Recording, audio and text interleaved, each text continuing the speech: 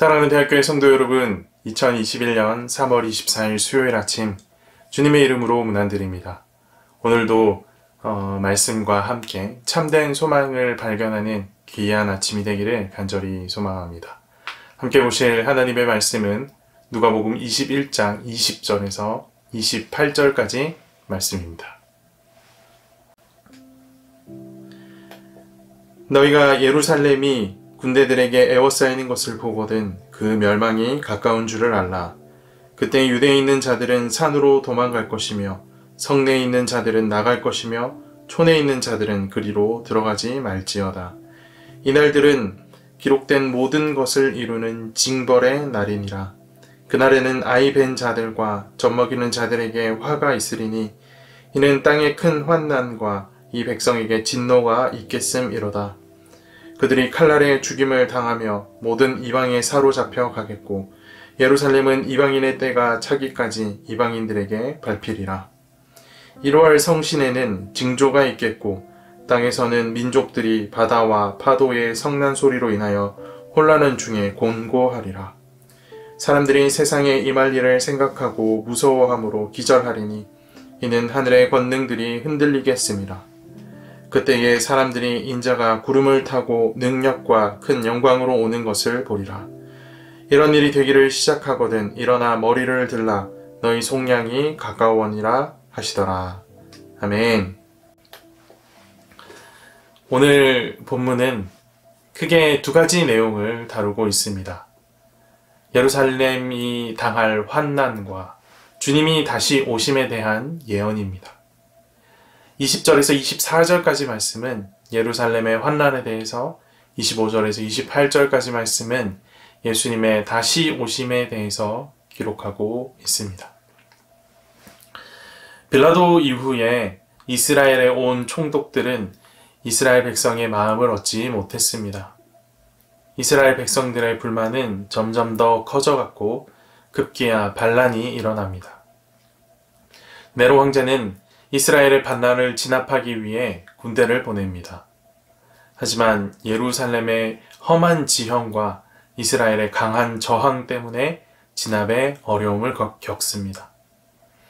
이를 타개하기 위해 선택한 방법이 예루살렘 성을 포위해서 성 안의 식량이 다 떨어지기를 기다리는 작전이었습니다. 작전은 적중했고 배고픔을 견디지 못한 예루살렘은 완전히 함락되고 맙니다. 예수님은 이런 일이 일어날 것을 미리 아셨습니다. 그리고 경고하십니다. 20절, 21절 말씀을 보십시오. 너희가 예루살렘이 군대들에게 에워싸이는 것을 보거든 그 멸망이 가까운 줄을 알라. 그때 유대에 있는 자들은 산으로 도망갈 것이며 성내에 있는 자들은 나갈 것이며 촌에 있는 자들은 그리로 들어가지 말지어다. 일반적으로 전시에는 성 밖에 있는 사람들이 보호를 받기 위해 성 안으로 들어갑니다. 그러나 이번에는 예외입니다. 성이 반드시 함락될 것이기에 이스라엘 백성은 성 안으로 피할 것이 아니라 성 밖으로 피해야 합니다. 예루살렘 성이 반드시 멸망하는 이유 22절이 밝힙니다. 이 날들은 기록된 모든 것을 이루는 징벌의 날이니라. 예루살렘에 임할 환난은 하나님의 보복에 의한 징벌입니다. 겉모양은 이스라엘의 반란을 로마군이 진압하는 형태이지만 실은 기록된 말씀에 따라 하나님의 진노가 이루어지는 때입니다. 22절이 말하는 기록된 모든 것은 구약에 기록된 불순종한 이스라엘 백성에 대한 하나님의 심판의 경고와 예언을 가리킵니다. 예수님 역시 하나님이 보내신 선지자를 거부한 예루살렘이 맞이할 비극적인 운명을 미리 아셨지요. 누가복음 13장이 그것을 잘 기록하고 있습니다. 그래서 예루살렘을 바라보며 안타까움에 눈물을 흘리는 장면이 기록되어 있습니다. 오늘 본문에서도 이스라엘 백성들이 겪을 환난을 말씀하시며 다시 한번 그 안타까운 마음을 드러내십니다. 23절 말씀을 보십시오. 그날에는 아이 벤 자들과 젖먹이는 자들에게 화가 있으리니 이는 땅에 큰 환난과 이 백성에게 진노가 있겠음이로다. 이 말씀은 임신을 하는 것과 출산을 하는 것이 잘못된 일이기 때문에 그 사람들은 화를 면치 못할 것이다 라는 의미가 아닙니다. 오히려 이들을 안타까워하시는 마음이 표현된 것입니다. 하나님의 진노는 로마 군인을 통해서 모든 백성에게 동일하게 임할 것입니다. 그래서 그 화를 면하고 싶으면 산으로 도망가고 집으로 돌아오지 말라라고 이르신 것이지요.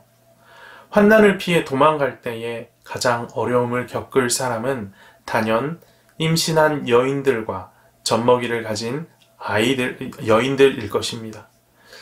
예수님은 이들이 당할 고통을 미리 아시고 안타까운 마음으로 이 말씀을 전하신 겁니다. 이렇게 예루살렘의 파멸을 예언하신 예수님은 자신의 재림에 대한 이야기를 이어가십니다. 25절에서 27절까지 말씀을 함께 보십시다. 1월 성신에는 징조가 있겠고 땅에서는 민족들이 바다와 파도의 성난 소리로 인하여 혼란한 중에 공고하리라. 사람들이 세상에 임할 일을 생각하고 무서워함으로 기절하리니 이는 하늘의 권능들이 흔들리겠음이라. 그때 사람들이 인자가 구름을 타고 능력과 큰 영광으로 오는 것을 보리라. 당시 사람들은 이 말씀의 진의를 깨닫지 못했을 겁니다. 이스라엘이 비록 로마 제국의 지배를 받고 있긴 했었지만 겉으로는 매우 평안한 모습을 유지하고 있었기 때문입니다. 평안한 때에 전쟁이 있을 것이며 예루살렘 성이 무너지리라 생각한 사람은 예수님 외에 아무도 없었습니다.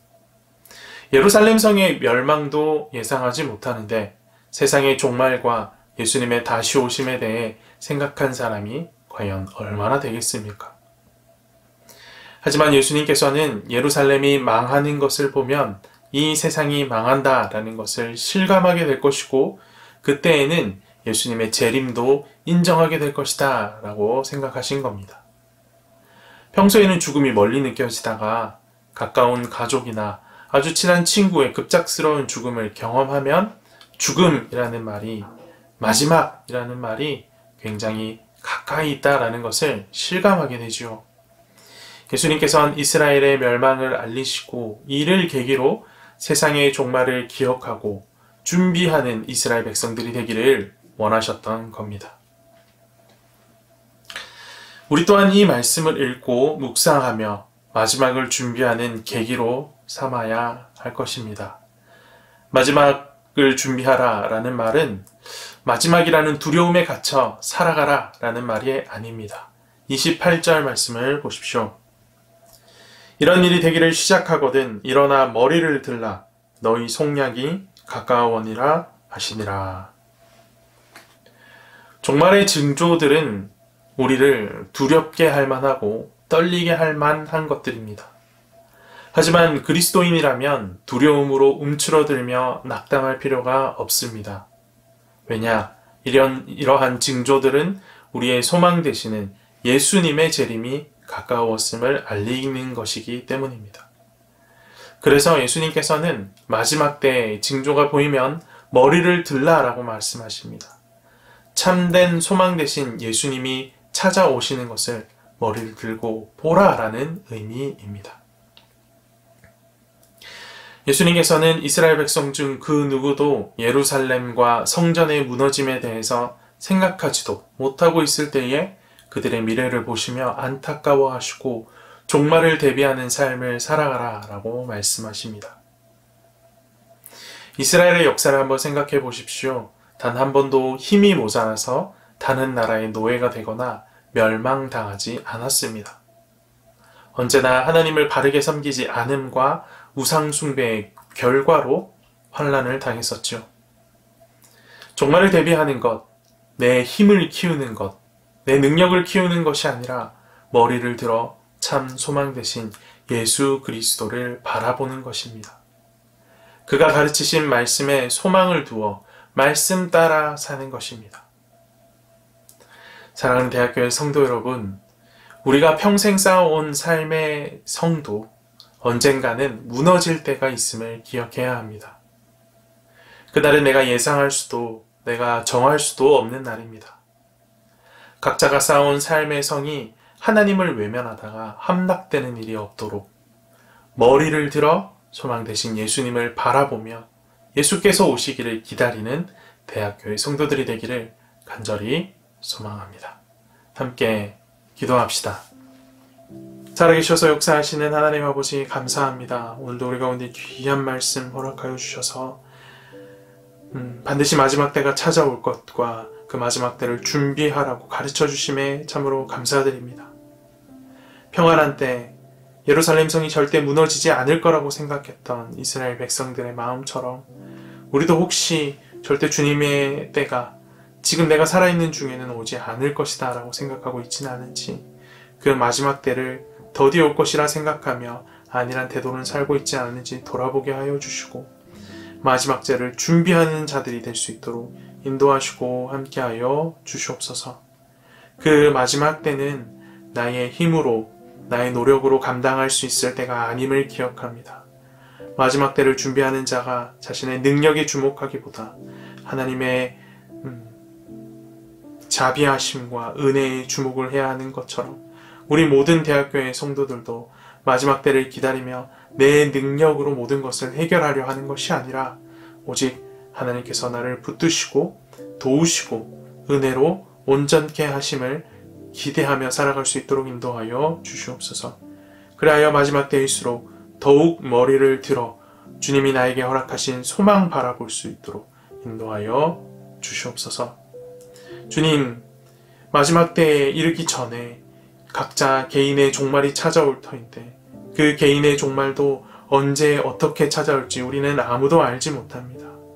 마지막 때 내가 멀리 있다라고 생각하며 안일한 마음을 가졌더라면 주님 속히 우리의 마음 가운데 마지막 때가 멀지 않음을 깨닫게 하여 주시고 주의 말씀에 따라 주님 머리를 들어 주의 말씀을 의지함으로 마지막 때를 준비하며 살아가는 모든 대학교의 성도들 될 수 있도록 인도하시고 함께하여 주시옵소서.